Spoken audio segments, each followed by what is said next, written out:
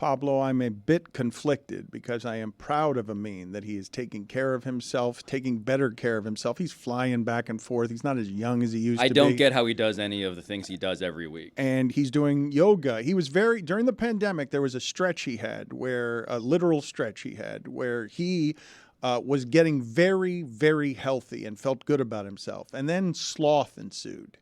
And things got a little sloppy, a little undisciplined, and now he is back to doing yoga, but it's bittersweet because he's often doing it when we've already started, and I need him to do his job. He can do yoga on his own time, not on company time. I'm prioritizing my health and wellness. For a second, I was assuming that you were prioritizing learning how to suck your own. Go sit in the penalty box. No, he's right. I thought it was the same thing. Well, you can go away. I'm alone on that? What? Excuse me. YouTube and the DraftKings Network. Go Come look on at out of what was gutter. happening. 2 minutes, and I think it should be more than that. Get out Why of people here. do that? Great delivery there. I mean, a bit jarring. A bit jarring. Well, that's why we like Pablo. He brings us smart. Yeah, that's what I was going to say. Stugotz is missed in spirit. He will produce at least 1 hour of content. We have been promised the good stuff, the gold, and we're going to bring our worlds together here, intersecting. Like I've told you many times, I don't expect you to understand this, but it's hard for us to move our entire crew at one time, so we're doing it in shifts. Yeah. Well, it's hard to do that and still meet all your deliverables because we want our audience to get fresh content. So forgive some continuity issues that you may seize on as we piece together this week's content strategy as we go in shifts, as Dan mentioned. There's going to be all fresh content for you this week. If Stugotz is magically in the studio in Miami when you know him to be in Vegas, just kind of let that one slide. There's not going to be a lot of that. We're going to try and give you as much fresh stuff as we can. Well, it's all new to you, no matter what. That's correct, but live stuff that's the day of. So it's good stuff that we will have for you all week. Again, I will tell both the audience and our employees here, this is meant as a celebration of all the things that Meadowlark has worked hard to do for 2.5 years, where we celebrate with a big, giant party at the Super Bowl.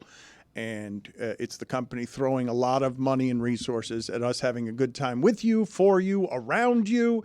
If you're with us, you should be with us because we promise that it will be fun to be around us in Vegas. We are going to take over that spot. The hotel, the Circa, has been a great, great partner. Beautiful hotel. Yeah, it's just gonna be fun, and I'm really excited about. We're not doing this the way that everybody else is doing it. We're aggressively, purposely trying to do it a different place, downtown. I love the history of downtown Vegas. I love the history of downtown Vegas, and so I'm thrilled to be doing it there. I've never been, so I don't know the difference between the Strip and downtown. So when you guys talk about downtown Old Vegas, I'm like, oh, okay, sure. I don't know. So it used to be that you didn't want to go anywhere that wasn't on the Strip. Because Old Vegas was called Old Vegas for a reason. But in recent years, hand in hand with the Circa popping up over there, it's had a revival. Fremont Street isn't this thing that you avoid. It's where you go to experience live music. And that Old Vegas, in air quotes, has a nostalgia to it that is really appealing. And also, I love the set of bars that they have in that surrounding area. I find myself now taking an Uber away from the Strip and going to Circa that's at the heart of that whole area. So, Mike, originally that was the Strip, downtown Vegas. Then what happened in the 90s was they started building these mega resort casinos south on the Strip. Yeah. And they essentially shifted the focus down there. And which coincided, don't forget, with Cyrus Avirus being flung from a fire department vehicle on Fremont Street to a nearby conveyor belt. So what ended up happening was downtown became, as Mike said, that's Old Vegas, no one wants to go there. But what's happened in recent years with all the renovations, you've got that incredible, I believe it's the biggest LED screen in North America for sure, perhaps in the entire Western Hemisphere. It's one continuous roof that's just one big screen. And they've got graphics going, and like Mike said, there's live music. If you follow the Le Batard Show account, you see Juju and Mike Fuentes dancing to live music in the Everyone's street. trying to catch up to Chris. Yeah, I've only been to Vegas once, and I've only experienced heartbreak, and not for the usual reasons of losing money. I just witnessed the worst Stanley Cup final game in history. Was that the game where 3 guys finished the game on the bench for Florida? Yeah. I've never seen that before. Yeah. Put it on the poll, please, at Le Batard Show. I'm just curious whether you're dating yourself with Con Air references or not. Just have you seen Con Air? Yes or no is the question I'm asking the audience at Recently. Le Batard Show. I like Forget my Con allies. Air, this fraud in the back row has never seen any Rocky movie. I've only seen Creed, the first one, and I saw it on an airplane, and so I didn't get to see the final fight scene. That don't was even when know the who plane won. But you landed. didn't even appreciate I don't even the know who noir. won. I mean, I can make assumptions. He won. But no, I didn't He appreciate moves up to any of it. heavyweight in the Spoiler next movie, by the way. spoiler Spoiler. alert. Really? Yeah, he moves up to Jeez, heavyweight. I wasn't done. I was saving that one. Yeah, there is a generational gulf here that we're going to perpetually need to address. So Con Air is ancient, but hasn't seen any of the Rocky movies either. Ancient. Amin was trying to put his bunny back in his box. Is that another second? Go sit out there again. I mean, you for just 2 get minutes. back, Get out of man. there. Get out of there. Get out I of thought that again. was good. I thought that one was pretty good. Calls a dick a bunny. Give me the stat of the day, please. Give me the stat of the day music. Start of the day, start of the day. It is the start of the day. Start of the day, start of the day. It is the start of the day. Start of the day, start of the day. It is the start of the day.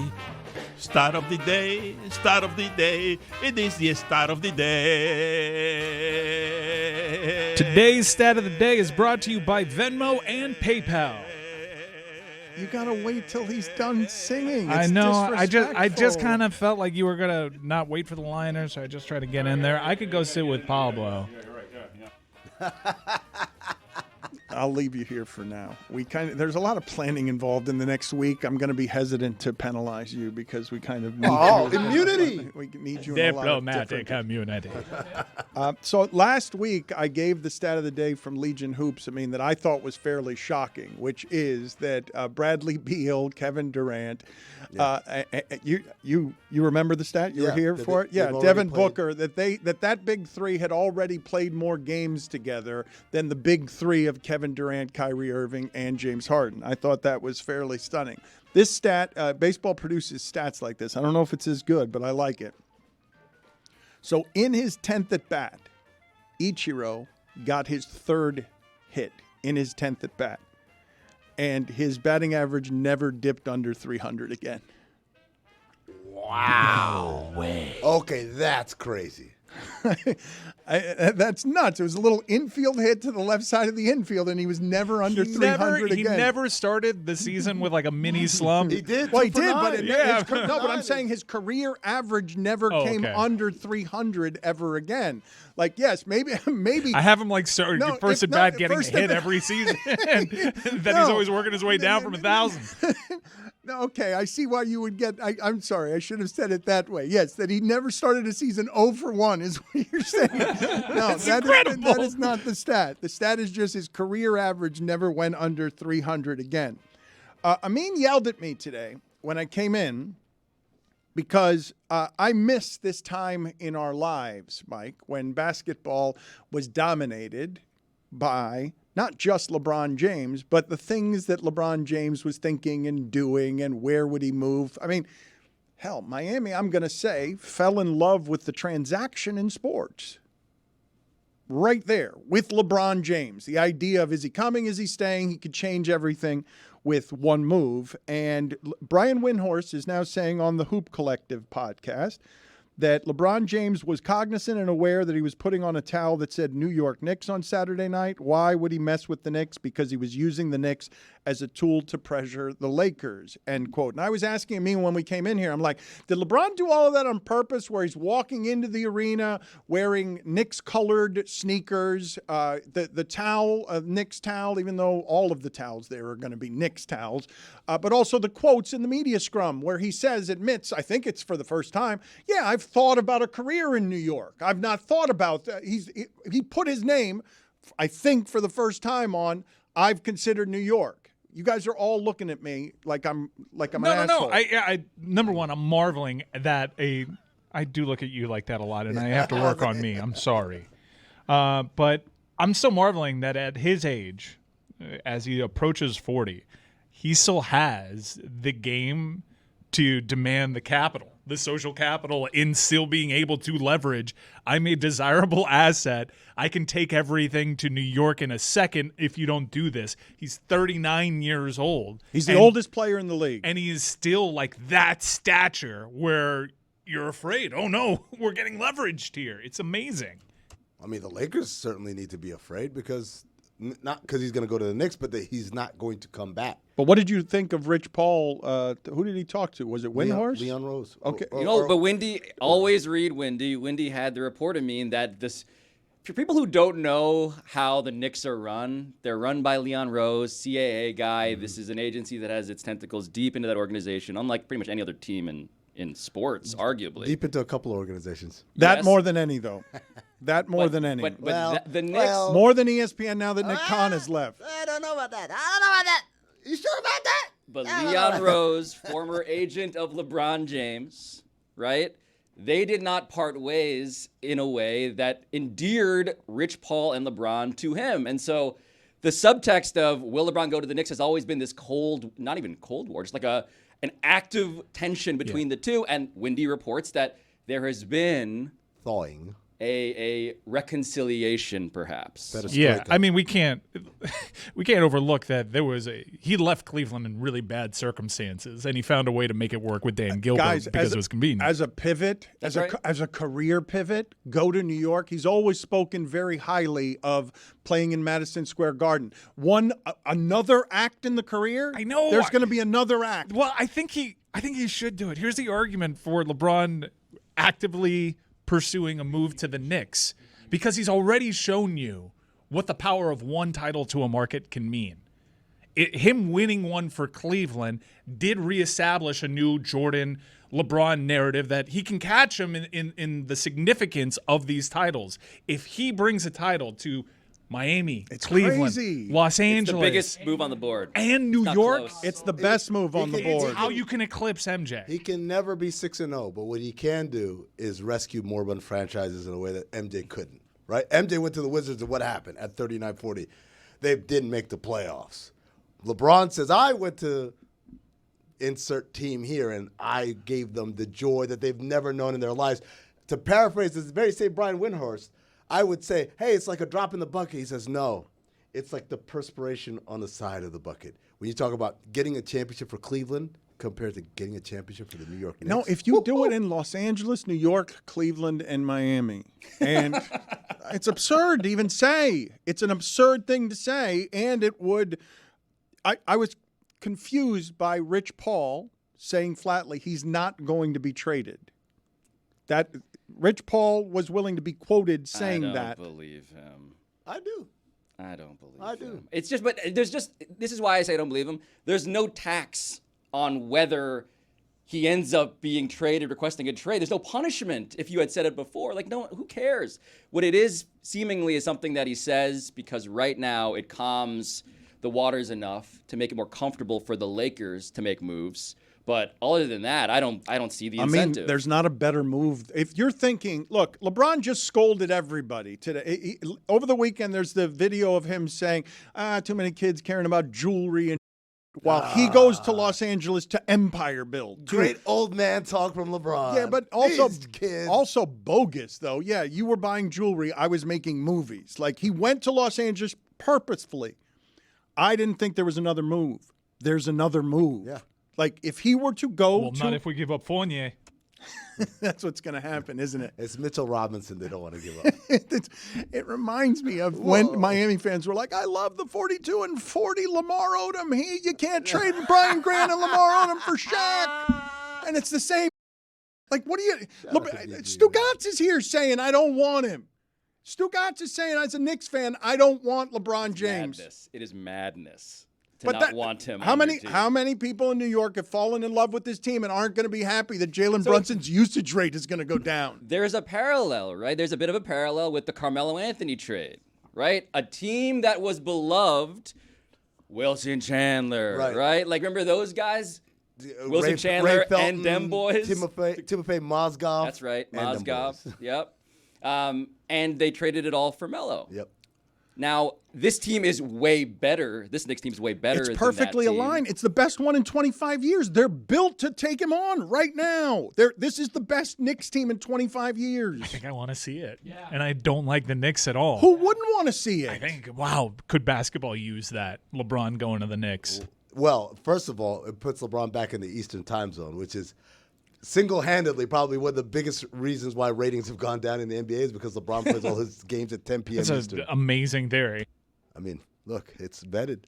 Puts him physically next to the commissioner's office so he can buy the next team that he wants to buy. Hey, Adam Silver, we've been in partnership for 20 years, right? You're kind of my commissioner. You're my ally. You changed the All-Star game for me. How about I come to New York and save your sport? Now, counterpoint why I think he doesn't get traded and doesn't want to be traded, because I think a lot of what this last chapter of LeBron, this previous chapter of LeBron hasn't been empire building. It's been family man. It's been how do I give my sons the best chance at being pro players in their own right. And so part of that was we got to move from Ohio. We got to go to California, which is generally considered the best in high school talent in the nation right now, right? And now the kid goes to SC. He's there. I don't think he's going to leave midseason and leave his son behind. Okay, and maybe not. But you take out Miami in New York. And you take out Miami. Well, Good luck. what? Oh, there's the homer. There's the homer. You know, Dude, they're funny? like 2-12 in their I tried to last laugh. 14. He whispered something in my ear earlier. I was like, oh, that's a good point. I'll try to lob him up so he could take that point, which was... You mean Pat Riley thawing things with LeBron as You well? you are Marco from Treboika in Taken. Don't know what that means. Good luck. You've never seen Taken? Nah. Everyone knows he removed the ribs so he could do that. 100%. It's Mandela effect. Is that Mandela effect? It's canon. We all know. Like, no, there's nothing that he can do to convince me he hasn't removed 2 ribs. Are you talking about Marilyn Manson? Yeah. Yeah, that's not Mandela effect. That was an actual rumor. So there, But it's there not are true. a couple rumors like that. Richard Gere had like a gerbil in Yep. his ass. Yeah. ass, Well, yeah. that one's true. Tommy Hilfiger went on the Oprah show and said, if I knew black people would wear my clothes, I never would have made them. That's my favorite He one. said that? Did that Do we know that Richard Gere, if that was true, you're saying it's true, and I've never heard that confirmed. No. It's true in that South Park made an episode about it. So. But before South Park, this was a thing like at school. Yeah. People like pre-internet gossiped about. That can't be true. Marilyn Manson, no ribs. Richard Gere, gerbil. Tommy Hilfiger hates black people. Just Those be- 3 ones To be dominated. clear, if Richard Gere is a litigious, I said it's true in a joking character fashion. That's right. But, Alleged gerbil. But the Journey of Lemmy Winks is an episode. Mike, there are a couple of videos here that I would like to play, and I was just telling, the good luck came from Jeremy, and I will over-explain, even though I wish I didn't have to I'm sorry. over-explain so much. Before you do that, I just want to point out this. Pablo said the alleged gerbil, and all of us have been worried about Richard Gere suing us. What if the gerbil sues us? Hey, I was never up Richard Gere's ass. All of us hamsters and gerbils look alike, huh? It was Army Hammer. Go sit in the penalty box. Oh, come on. Oh, I'm sorry. I mean, you got to go, man. You should do some yoga in the penalty box. that was gross. Let's see if That you was get to the actually end game gross. stunts. Go do yoga in the penalty box. Let me know Dan, how he that goes. touched I'm you for curious. At the end of the last segment, you heard Homer Jeremy, who somehow has become more of a homer than any Heat homer we've ever had around here, and I didn't think it was possible for any human being to do that when Meadowlark Media employs Parakeet Cortez. But he said good luck to LeBron James and the Knicks because he is a Heat fan. And the reference that I made was from the movie Taken, and it's Liam Neeson starting to become an action hero. And when he was going to get his kidnapped daughter back, the kidnapper told him on the phone from Treboika, good luck. It didn't end well for him. LeBron James and the Knicks and this condition of the Miami Heat, where they look like they are not in any way a team that can do anything in the playoffs, as you try to make arguments on behalf of Duncan Robinson, and Duncan Robinson missing last night's game, and that's the reason that they've lost 8 of their last 10. Well, I haven't tried to make that argument quite yet, but I would. because he is a big part of the offense. Look, they lost last night to the team you just said earlier in the show is the best team in basketball over the last 30 But they games. lost to Memphis at home to start this. Yeah, they had a really bad stretch in the middle of this month. They lost 7 in a row. Last year, at the end of February and beginning of March, they lost 6 out of 7. If you look at all of the teams in the NBA and their standings, where they are in terms of greater than or less than where they were at this point in the regular season last year, the Heat are the closest thing to exactly what they were last year in the regular season. That's not to say that that's always replicable for success, just turning it on in the postseason. But Jimmy Butler himself has said, I have to be more aggressive, and when I'm aggressive, we're better. They lost last night to one of the best teams in basketball. We'll see how they span over this next stretch before the All-Star break, because you finish off the first half with Boston, Milwaukee, Philadelphia. 3 games in a row to end the first half. You got a couple of games before that against, the lesser teams. What's it going to take for you to go dark? Like, what's it going to take? It won't happen until after they've lost, right? Yeah, I mean, look, the reality is that this team, I came in here during the 7-game losing streak, and I said, this looks like the wheels are falling off. I said that the offense has been a disaster. The defense has been a disaster. It was. Then the Clippers are top 3 offense and defense.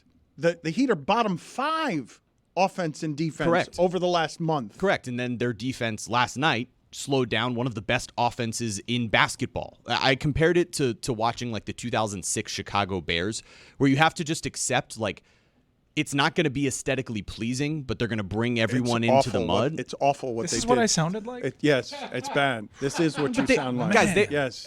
Was I always a whiny? Yes. Okay. Yes. This is what and you didn't have any 7-game losing streaks. But they had Dwayne Wade on their team. Well, but you're spoiled. Jimmy Butler. You're spoiled and entitled, and you had reasons for your arrogance and positivity. 3 conference championships or 3 conference titles in the last 4 years. Right. 2 NBA finals, and there's no reason to believe that this core can continue to succeed. Right? There's no reason. The reason is looking at the standings. It's not just You just finished arguing that the regular season didn't matter for another franchise that's really good. It hasn't Right. started. Okay, so it hasn't started. Who are so you then it to doesn't poke matter. holes in what I'm saying? What? Isn't that my job? Can you show Jeremy, please, the scene from Taken so that he learns when he tells LeBron James-led Knicks team, good luck. I just want you to see what it is that you just did. Earlier, a clip this weekend from one of the most unlikely people in my life to have seen rise from college to a position of substantive power in sports. Whenever I talked to Dan Morgan when he played at the University of Miami, he was maximum football player guy. Blank face, I will just run through your face even if you're made of concrete. And there wasn't a lot of humor there. And I would say I wasn't able to have long, substantive conversations about much of anything with Dan Morgan because he was about football and only football. And now he's the Panthers general manager, and I'm kind of surprised, not that he would rise to a position of that kind of power in football, but that this is now the face and mind and voice for what has been the worst team in football.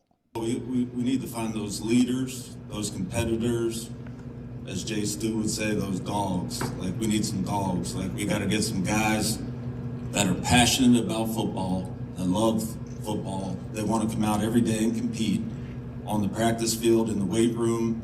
We need competitors. We got to bring that back here. We got to bring that back here to Bank of America Stadium, to where people get excited about coming to see our team. He blinked only once. I was gonna say those eyes are terrifying. Horrifying.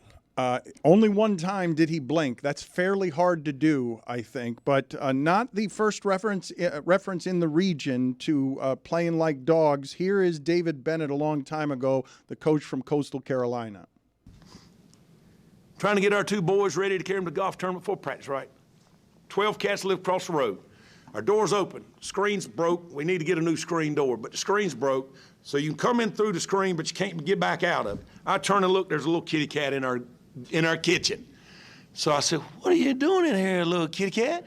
By that time, the cat turns, tries to get back out. That screen won't go that way. Cat starts going, meow, all crazy. And I told our players, we need more dogs. Bo's barking in the back. I have to go shut Bo up. Mel's like, what's going on? I said, there's a cat in the house. Cat in the house? I said, yeah, there's a cat in the house. So I told our players, I tried to let it out the front door. Meow, meow, the cat's still going crazy in there. And I told our players, you need to be more like a dog.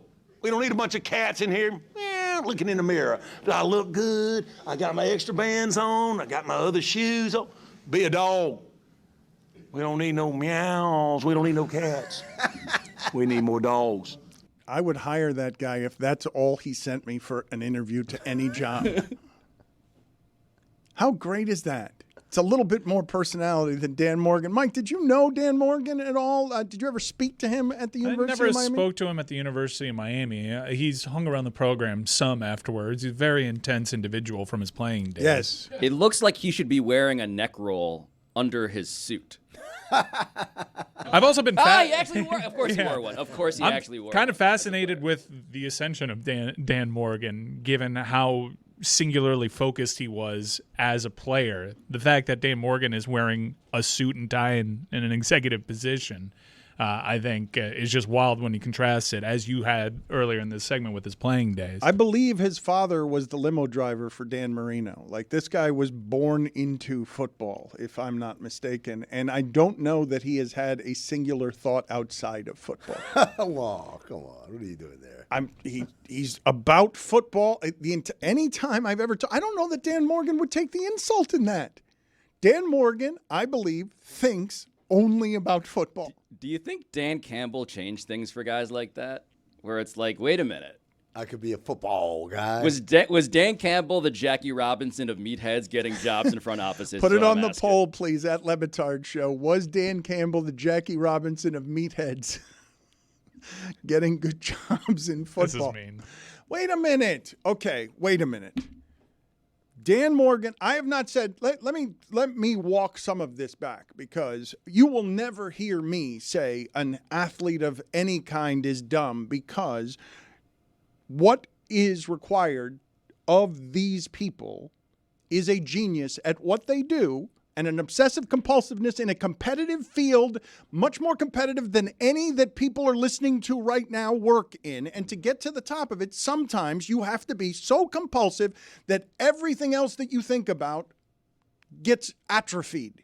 And so I do to play that position, middle linebacker, you have to be either super instinctual or brilliant or a combination of both. And he's a college football Hall of Famer for a reason. He was not that physically gifted. He was all intensity, and he got to the top of the sport and got concussed more than anybody, including Kuechly. More concussed than anybody. Why am I laughing? And he cares deeply. And so I'm just telling you that I don't know whether he's good as an architect or a manager of people. That's a hard job he just got. I know he's good at caring about football, and you're not going to out-care him at that sport. Nobody is. And we know that's a good fundamental principle to start things off with, needing more dogs. Yeah. Not cats. No. Meow. Do I look good? I want some dogs. You don't need no meow. Do you think that we could not blink for that long? Yes. Next segment. Okay. This is going to be good. Good audio. Staring right at you, Dano.